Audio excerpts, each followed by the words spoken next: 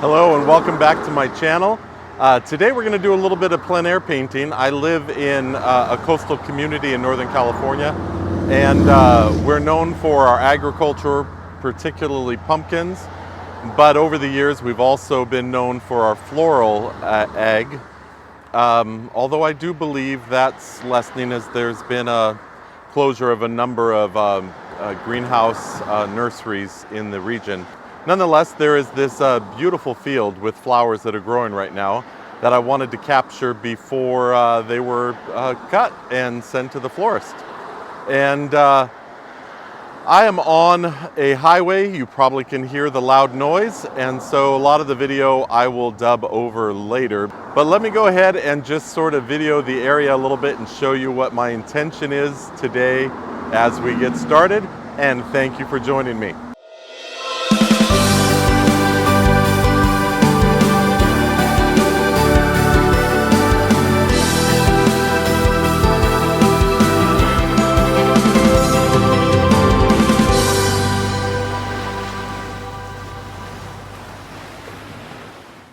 All right, here's the field that I'm going to attempt to paint today. It's just an incredible floral growing area. I love the stripes of colors. Let's try to zoom in on this and see. You can just see the purples and lavenders and creamy pinks, the creamy yellows, and of course then the sunflowers over here, which many are going to seed already. And so I'm going to just add a few more in there just for the contrast and the beauty. I love the way from this vantage point the angle goes and is drawing us. Perhaps it's drawing us off the painting. I don't know. I'm going to try to work out the composition a little bit more, figure out what I'm doing there. And as you can hear this incredible traffic noise, I'm going to not make you, as I said, endure this. So a lot of it you'll just watch the video dubbed over later. Now, this traffic is coming in from the San Mateo area and maybe beyond. This is the only east-west highway coming into town. And even though it's overcast and foggy, the tourists are coming in because on the other side of that hill, it is likely sunny and hot. It takes you into the Bay Area, the inland area of a northwest highway of San Francisco to San Jose. Comes right down this peninsula. And so the tourists come in not only for the beautiful ocean experiences, but also just to escape the heat. It's a wonderful town in that regard, although as you can see, our highways get a bit packed and traffic gets difficult on the weekends. So here I am in this spot trying to, even though dealing with the traffic noise, I'm going to try to find my creative, quiet spot and just paint away. Okay, we're getting ready now to actually start the painting here, and I'm doing the voiceover so you don't have to listen to all the traffic noise. I've also doubled the speed of the video so that you don't have to watch the full hour plus that it took. Oh my, look at that bright yellow spot. Of course, I blended out. I'm painting the background wash right now.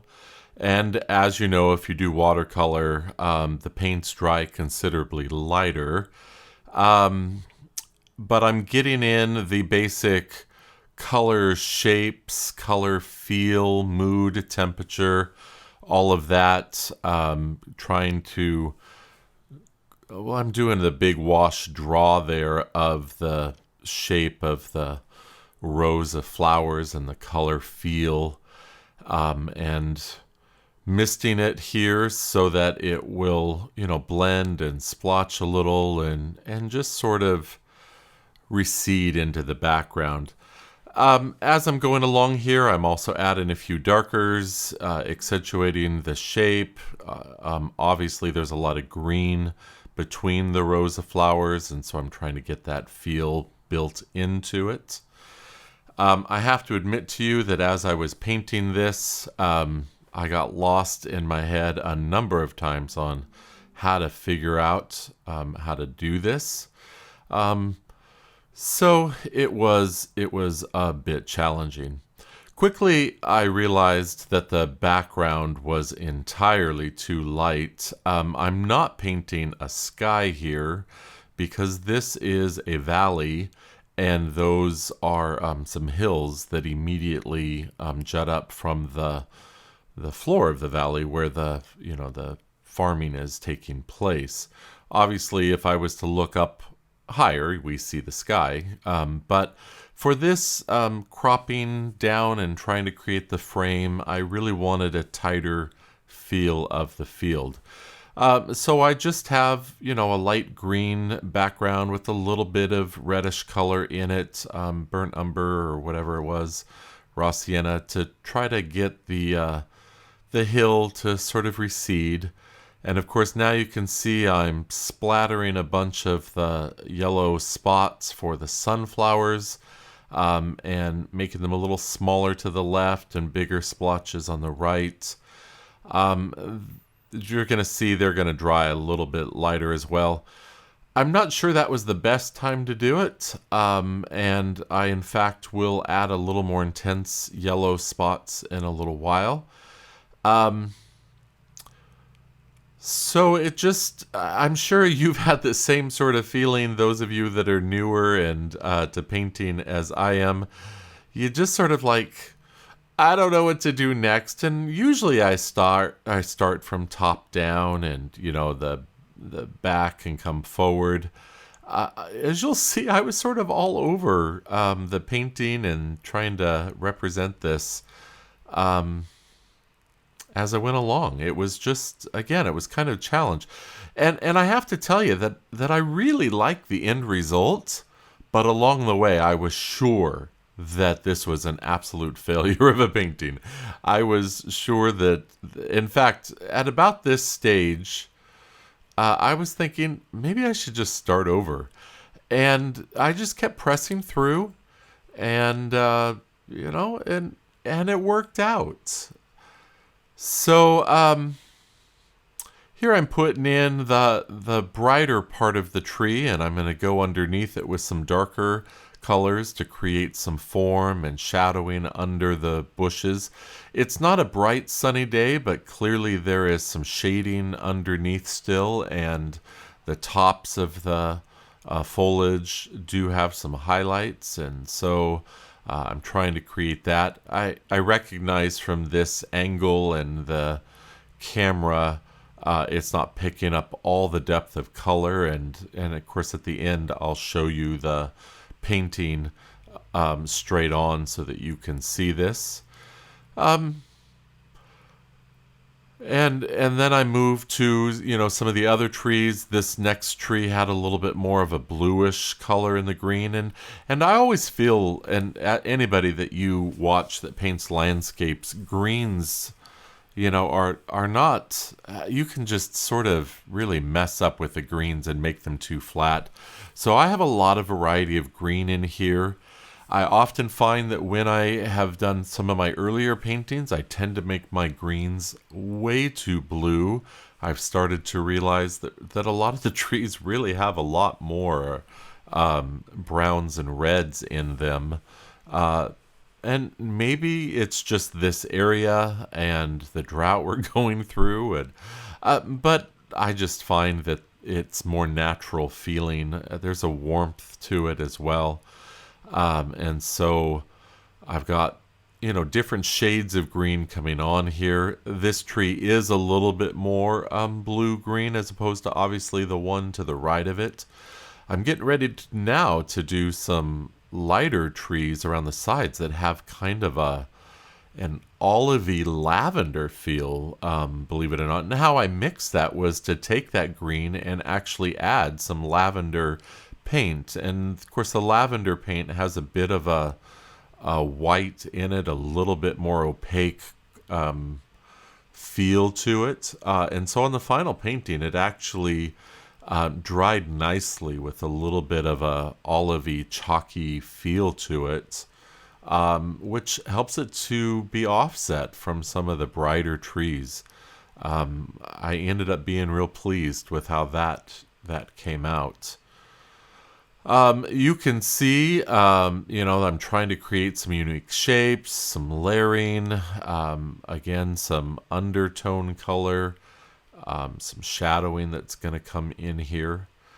And And so I'm doing the whole fingernail trick to try to get some trunks and some motion in there. I'm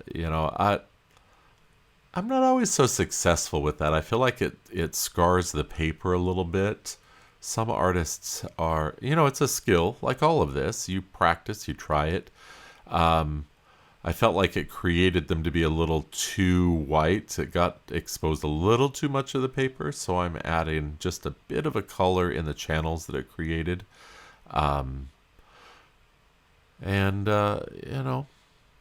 It came out okay. At this point now, I'm moving from the tree line, and I'm realizing right at the edge of the tree line in the back of the field, there just really is a lot of the flowers. It's in a distance, you can't see any detail, and I'm trying to differentiate the edge of the woods coming into the floral area.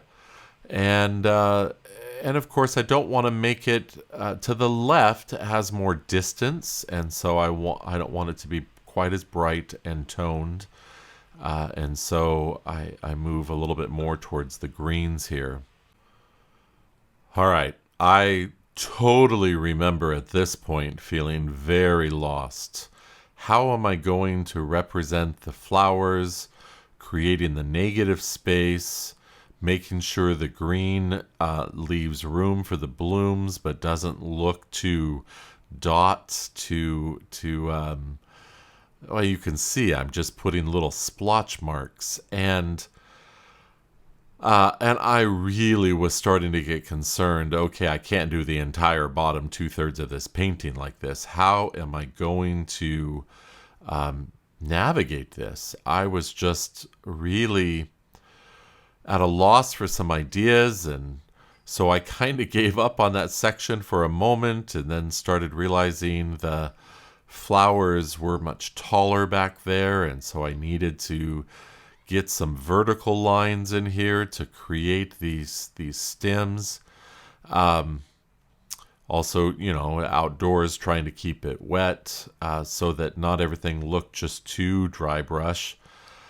Then I realized, I need to stop doing the small fussy brush, and got into a bigger brush, trying to create some verticals. I forgot my my mop brush rather, and I'm using this wide flat. And I'm realizing I'm not disliking this, but I'm not really in love with what's going on here, and I just am still trying to create solutions on the fly. This is where, I just am not that experienced that I feel like I knew exactly what I was doing. And how am I going to resolve this? How am I going to make this look the way I want?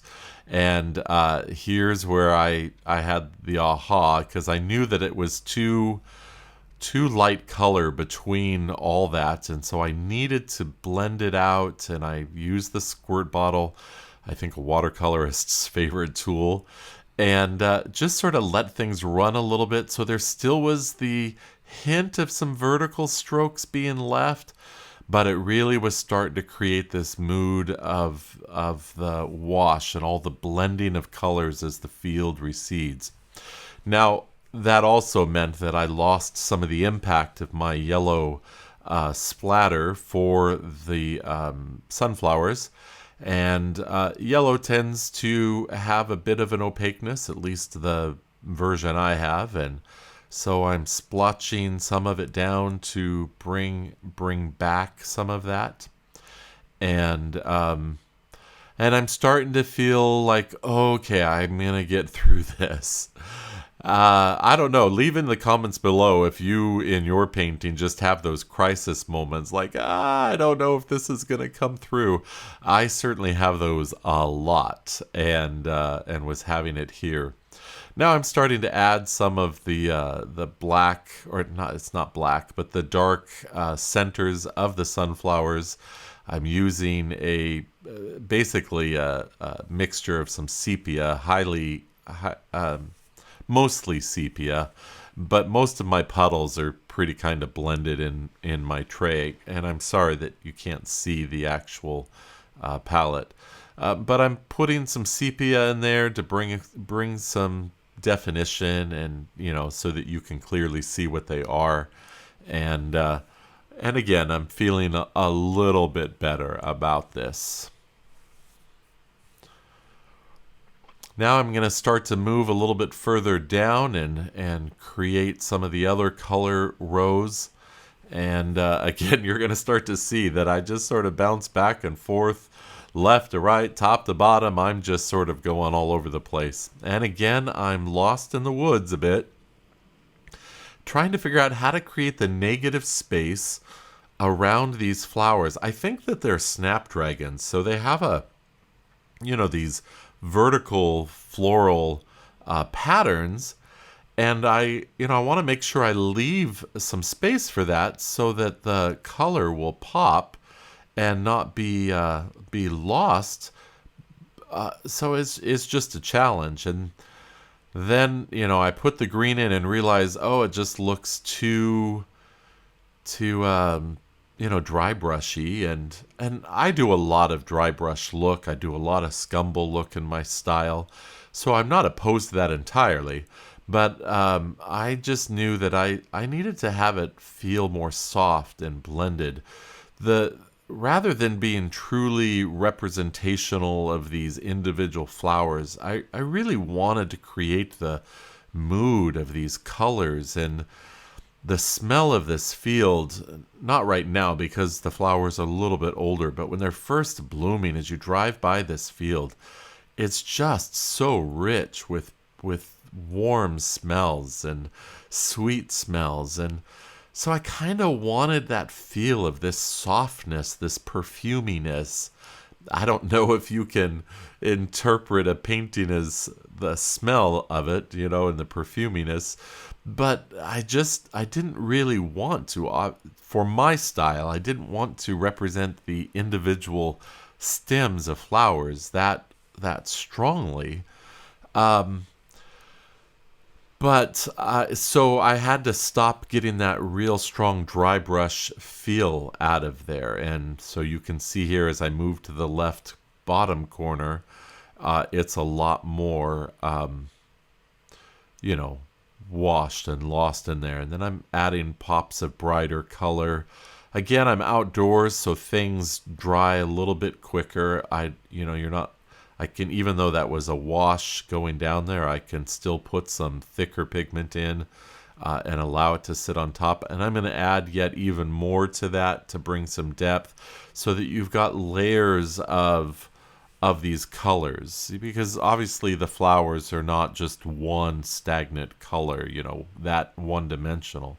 So there's the lighter tones and, shades of the purplish pink and deeper purples that will start to emerge. And then even on this left corner of the green, there was a lot of yellow wild. I don't think it's technically yellow mustard, but we call that. So there's just some yellow over there that I want to splotch in. And again, I'm starting to lay this purple down and feeling like, oh no, and even as you look at it, as I'm rewatching this, as I'm, narrating, I'm just like, what was I thinking? And thankfully, the end result I feel very satisfied with. But along the way, I mean, that's the lesson of painting and watercolor in particular, as things move around with a mind of their own. And, it just sometimes you have to trust that it's going to happen, because along the way, you're just like, there is no way that this is going to look good. But I'm liking the colors. I'm liking the brilliance. I'm liking the rows that are being created here. I've got to try to make sure that there's still some creamy white flower row in there, which is a little more challenging because that really did have to be much more negative space painting. These brighter pigments I can lay on top a little bit more, but the creamier one was a bit more of a challenge there. And so I'm popping in some green here so that, it sort of darkens the rows where the green's underneath and allowing the color to emerge. And I'm doing that as we go along here. just a reminder, we're at double the speed. So, you know, when I watch these artists and they show these paintings at fast speed, I'm like, how did they get that done so fast? But, you know, I didn't. It's obviously slower than this. But I do also tend to paint fast. You can see my style is a bit rougher. I like to call it messy, but although messy sounds like a negative term, but I like the messiness of watercolor. I like the looseness, the abstracty. I like that feeling. So I don't mind that. Messy's not bad to me for the type of impressionistic sort of feel that I strive for. Doesn't mean I wish I wasn't a bit more representational sometimes, but you clearly know what this is. So it's not like it's not representational, but it's certainly anything but tight, right? So here is where the section of more white creamy flowers are, and I am doing a little bit more negative and trying to leave some of that in there. And when you see the finished painting, you know, at a straight on angle, you'll be able to tell that a little bit more. Drying out the brush, making sure that I don't do any backwashes here, popping in a bit more color again for another row of flowers. And again, I'm softening the bottoms up into it so you see the tops emerging, but there's just a loss of color down, or a wash of color going down into the depth of the row. And so that's my intention of what's going on here. So let's take a moment just as the painting continues to happen here and let you know that the paper I use is Saunders Waterford. High white, rough, 140 pound, and the paints I'm using are Daniel Smith. I also use Holbein, but this particular palette is all a Daniel Smith variety. And I use other papers, but I really have come to love the Saunders. It's got a softness, absorbency that I really like, just a beautiful quality to paint on. So it's become my favorite. All right, back to the painting itself. I'm realizing I need to fill in some of the lightness between the flowers with a bit more of a color. The wash was a little too light, particularly for being that depth as it goes back and to the right. I also want to darken it up so that your eye is drawn really towards that center pop of yellow directly under that big bluish tree. That's the darkest and the lightest side by side, so that's clearly drawing your eye a bit more. And so sort of the center of interest. This painting's a little difficult for me, the way I laid out the composition, to truly say what the center of interest is. But you are definitely, even though you're being pulled by the rows of the planting off to the left and off the screen, off the page, really the center column of that tall tree and that bright color back there, the yellow, it's drawing your eye in there. So I really think that that's where it was at. Now I'm also realizing that back hill really dried entirely too light, and it really just looked like a faded kind of greeny sky, which wasn't all that attractive. So I'm bringing in a little bit more greens and some definition that it's a hill that goes off to the side. So there's, a clear angle on it, and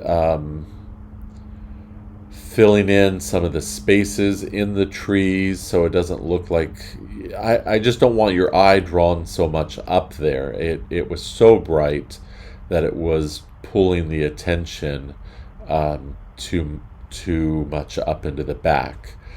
And I wanted people to stay in the flowers. Can you just imagine yourself standing in that field of flowers, the smells and the beauty, and maybe you're allergic and you're thinking, no, I'd be sneezing and there's too many bugs. But yeah, it just, that's where I want us to camp though. So I added some of that. Now I'm back down to the flowers. I told you I was all over the place. So I'm realizing I want some more definition, some brighter pops, some actual floral stems now.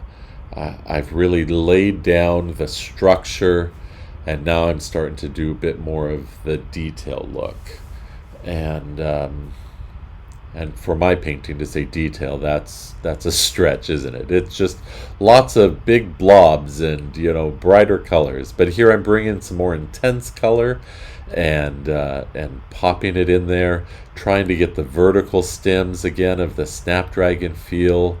I'm using some deep purples, a mixture with the lavender sometimes, a little bit of ultramarine blue at times, and I bring in the quinacridone magenta, I think, is my reddish color there. And so I've just got various mixtures and blends of them and trying to get a bit more strength of a definition of a flower closer to the front. And then, of course, as it goes back. And here's where I had an aha. I'm like, how am I going to get these verticals? Well, I realized let's lay the brush down and just tap these verticals. I was trying to put the strokes in, from the side and didn't feel all that successful. So now you're going to see I'm just laying the brush flat and up with the various colors. And I was like, wow, I've never done that before. So this was a on the fly solution, learning and the power of the brush stroke and the way to use that tool. And so I'm just laying it on top there, and I feel like you clearly have these verticals. So you've got the strong angle pulling you to the left, but you've got all these verticals of the flowers reaching to the sky, that are taking you up into the center of the painting. And I was so pleased with myself that I figured out the way to accomplish that with the brush stroke. And so it's still very loose, it's very impressionistic, but it is very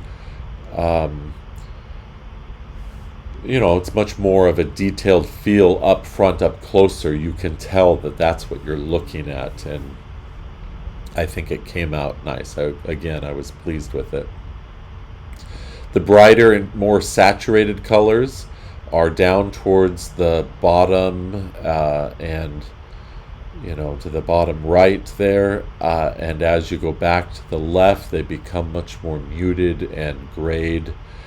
I use a lot more lavender in there, and so you're not, the colors going back, but you're not really pulled along this bright saturated path, and I think that's important compositionally. So even though I'm still putting in some referencing to these verticals, I'm starting to use right there, in fact, some lavender paint, which is softer, heathery feel as you go back into there.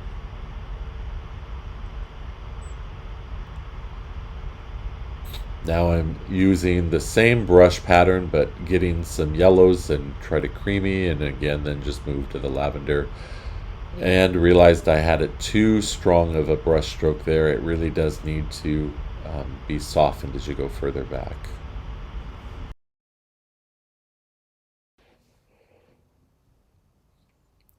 All right, we're nearing the end here. I'm putting in some final details, a telephone pole with some wires or electrical wires or telephone wires. I don't know what it is out here in the field.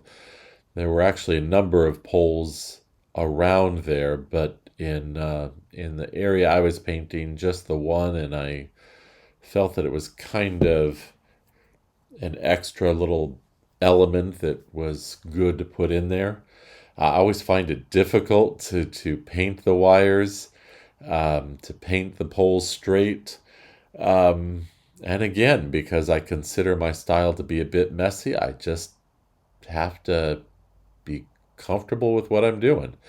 I probably should have taken the painting and turned it over, and so it was sideways, rather rotated so that I could get a better angle on the wire, but I didn't. But it came out okay. As I stood back for a moment, which I realized that this top left corner was way too bright and drawing too much attention over there. And so I needed to soften, darken that side up so that you weren't pulled back and up there. It was just too much of a bright void up there. So I've, put a lightly shaded sort of a set of trees back there. In reality, there were such trees, but I had not put in the layers of trees. So this is, some very toned down eucalyptus trees, although looking at the painting, you can't tell what variety they are, obviously. But the idea is that it just toned down that bright top corner and made it a little soft. Um, and now I'm signing it. So, hey, I hope if you made it this far in the video that you would like and subscribe. I would love for this to be shared. And here is the final painting as we look a little bit closer.